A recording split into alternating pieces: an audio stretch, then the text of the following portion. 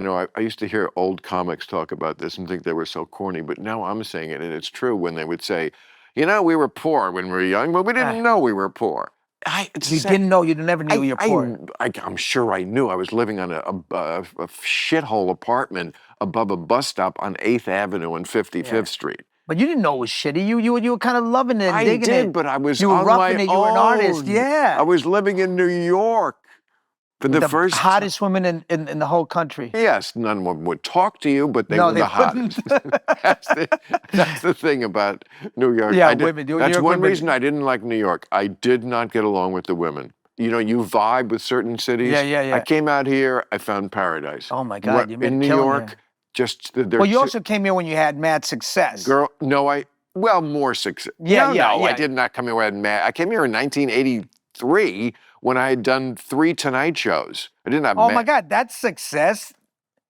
I had a little apartment and a Toyota, and my sound system was. No, that's not success. My sound system in the car was a boom box in the back seat. Do you have a Toyota Corolla? Is that what you had? That plugged into the cigarette lighter. Those are some sad times. That was my sound system. Yeah. Where I put a tape into a boom box. I remember those things. In the back seat of the car. But didn't you think you were cool? Come on, you thought you were so dope. No one could think they were cool with a boom box in the back seat. And but then you started, you know. I remember I was going out with a girl in 1985 who was like so out of my league. And she would just unmercifully make fun of me about that. That's incredible. You gotta love that. You gotta love that. I do. You know, it doesn't work to have things if you can't look back and know what you didn't have, because it just doesn't.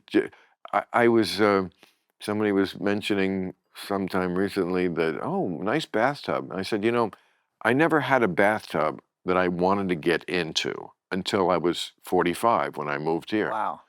I never took a bath. I mean, I had that like you took like sink showers? shower because like the idea of sitting in this little narrow you shitty do horse baths, like, horse baths, you know, like at a sink.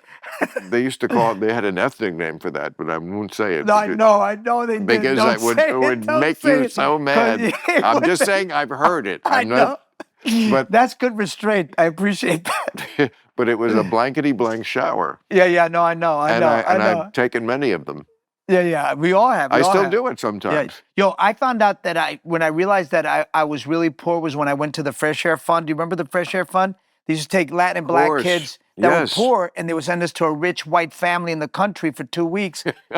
And then I realized, oh my God, they have TV dinners, they have TVs, 2 TVs. They have all this space. They have a yard. It was incredible. Then I realized I was fucking poor. Yeah, I was super poor. I mean, that apartment was horrible. It was what they call a studio, which meant one room. I often woke up with roaches around me. Oh yeah, that's sometimes crawling on me. Oh yeah, no, I've had that. I mean, I've had one crawl on my lips. Yeah, if you don't know you're poor, then when you wake up with a roach in your mouth, that is the most disgusting. Not this kind of roach. No, that kind of roach. You wake up with that one. That's okay. That means you had a great night. Yeah, I mean, I got talent because that's the only way you can get girls if you're broke. Is if you have talent and it's like a magnet and girls come to you. Otherwise, without cash. Yeah, you're not going to get girls. Not in New York City. Take me through that. How did the talent, because I don't remember this happening to me. I don't remember being a starting out young comedian and, I've got talent, and the girls were there. They were not. Oh my God, they were all over there. I was at First Amendment Improv. I don't know if you remember that. It was on Bond Street. What was your first thing? You were in an improv troupe? Yeah, I was in an improv troupe. In New York? Yeah, and there were all these... Where were they headquartered? Bond Street. Where, downtown? Downtown. Why? And Robin Williams would come in, Bruce Willis would come in. Yeah, I was in the C Company. I wasn't part of the A Company. I never got to the A Company. Well, that's their loss, huh? Now they look stupid. So they had like leagues like that? Yeah. So there was like all varsity, junior varsity? Yeah. Wow. C was the worst. But they kept promising. So you had to like clean their bathrooms, do the bar, sweep, and clean up the whole place. Who from the A group would we know today that went on to good things? Oh, wow. Maybe nobody. Michael, oh my God, what's his name? Michael. Well, I can't remember his name. He can't be that great. No, he was in talk radio on Off-Broadway with Eric Bogosian. And Nancy Lombardo coached Josh from Drake and Josh. for comedy. Okay, it's not really huge success, but it's... I'm not a culture vulture, John, but I do occasionally go to the theater and enjoy it when I do. And I went to see a play by Eric Bogosian when I lived in New York in the 90s. Talk radio? No, I don't think it was. Sex, Drugs, and Rock and Roll? Maybe it was that. It was it's in the Village, and it's this little, the theater's the name of the street, like the Barrow Street Theater, or maybe. Manila Lane? That's it. Yeah, okay. That's it. Yeah, it's a great little theater, yeah. Okay, I saw that there. Oh, I think that was Sex, Drugs, and Rock and Roll. That was a big one, yeah. Right. And yeah, I was Drinking in America, or one of those. They were great. I mean... Oh, you didn't like it? No, I did. Oh, yeah. I did. I thought it was kind of revolutionary. Yes, he had quite a moment there. Yeah, because he brought rage. He brought anger to it. He brought a lot of great stuff to one-man shows and to comedy. Right. I mean, I would say, in many ways, what you did on, similar stuff, like one man, like, I'm just going to bring it as me. Yeah. He was one of my one of the people who inspired me. Lily Tomlin, Whoopi Goldberg, and of course the great Spalding Gray, who was, I think, the forefather to all of us. Right. He gave me my first Obie for Mambo Mouth. Spalding Gray gave it to me. What was the name of the big show he did? I remember. And we're talking about a waspy white guy. Oh, the waspiest dude you ever met in your entire life. But you're still okay with Swimming to Cambodia was a big... That was it. Yeah. Swimming to Cambodia. What a name for a... Wow, you wouldn't think that would be a hit, but it was. I think they ran it on PBS, and I saw it there. Sounds like the kind of thing that would happen. I read all his plays. I read everything and his new documentary is incredible, where he talks about... So girls would come to... No, they would be part of the troupe, and we'd be hanging out. Yeah, and they were all super fine. Really? And the headliners in comedy, dude, they were so fine. Wow. Jane Bruckner was one of the hottest women I ever saw. Pat, I can't remember her last name. Pat was a waspy chick. She was fine too. Yeah. Emmy Gay, she was. Yeah. There was some Tamara.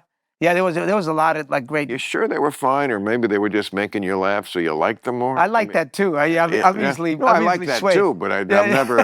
No, they were fine. They were fine. Really? Yeah, because you're right. There weren't a lot of hot chicks in stand-up, but improv. No, there have been very attractive... I mean, Sarah Silverman is a world... Oh, yeah, she's fine. She's fine, yeah. And lots of the ones that had a reputation, because in the old days, they had to sort of play that up to get over on the audience. Lucille Ball and she's a beauty. Yeah, she started out as an ingenue, not as a model. She was a model. Yeah. So and then she married that Latin guy. Yes. And back to Latinness again.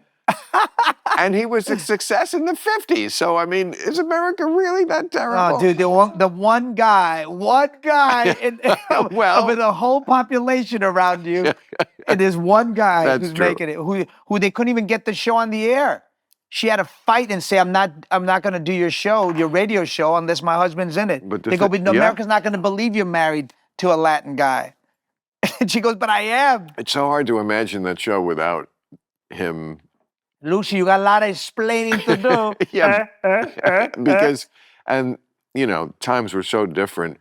There was an episode where she purposely gets a sunburn so that Ricky won't hit her. Oh my God, that's so because she bought a dress that she shouldn't have. And just the idea that America was super cool with this complete notion of, oh, sure, your husband's going to beat me. Your husband's going to beat you. Spousal abuse, it's part of the marriage. Ralph Kramden. Oh, yeah. To the moon, Alice. I mean, it's hard to imagine, I don't know, Ray Romano threatening his wife with a closed fist every week at the end of Everybody Loves Modern Family. O'Neill's going to go, come over here, Sofia Vergara. I'm going to knock you out. And the gay guy's going to hit the other gay guy. We got to do it right. It's just... I'm just saying. It was a different time. I'm just saying, the amount that this country has changed, as much as we have problems, is just astounding.